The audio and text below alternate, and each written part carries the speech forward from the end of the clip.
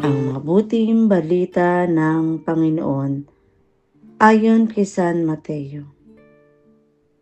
Nung panahon iyon, umuwi si Jesus sa kanyang bayan at nagturo sa kanilang sinagoga. Nagtaka ang mga nakarinig sa kanya. Sinabi nila, "Saan kumukuha ng karunungan ang taong ito? Paano siya nakagawa ng kababalaghan? Hindi ba ito ang anak ng karpentero? Hindi ba si Maria ang kanyang ina?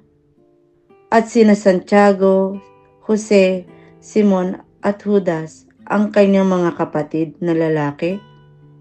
At dito nakatira ang kanyang mga kapatid na babae, hindi ba? Saan niya natutunan ang lahat ng ito?"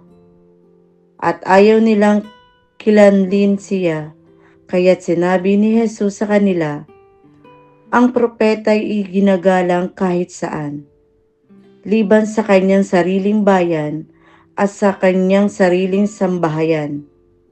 At dahil sa di nila pagsampalataya, hindi siya gumawa roon ng maraming kababalaghan. Ang mabuting balita ng Panginoon.